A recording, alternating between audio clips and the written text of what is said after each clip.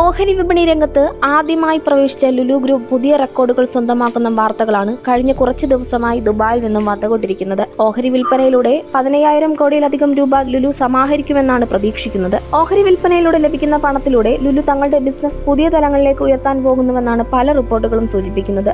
അഹമ്മദാബാദും വിശാഖപട്ടണവും അടക്കമുള്ള നിരവധി ഇന്ത്യൻ നഗരങ്ങളിൽ വമ്പൻ പദ്ധതികൾ ലുലു ഗ്രൂപ്പിൻ്റെതായിട്ട് വരാനുണ്ട്.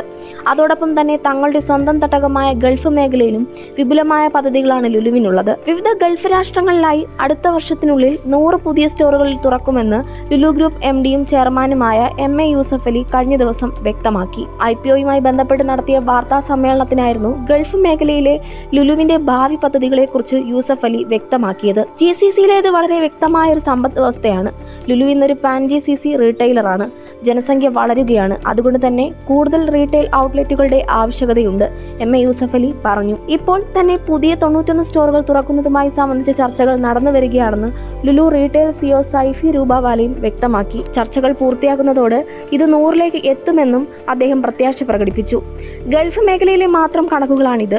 ഇന്ത്യ അടക്കമുള്ള രാജ്യങ്ങളിലെ സ്റ്റോറുകളുടെ എണ്ണം ഇതിന് പുറത്താണ് വരുന്നത്. ലുലു ഗ്രൂപ്പ് ഗൾഫ് മേഖലയിൽ കൂടുതൽ സ്റ്റോറുകൾ തുറക്കുന്നുവെന്ന വാർത്ത മലയാളി ഉദ്യോഗാർത്ഥികളെ സംബന്ധിച്ചും പ്രതീക്ഷ നൽകുന്നതാണ്. ആയിരക്കണക്കിന് തൊഴിലവസരങ്ങളാണ് പുതിയ ലുലു സ്ഥാപനങ്ങളിലൂടെ മാത്രം ലഭ്യമാകുക. നിലവിൽ ഞങ്ങൾക്ക് 50,000 ജീവനക്കാരും 240 സ്റ്റോറുകളുമുണ്ട്.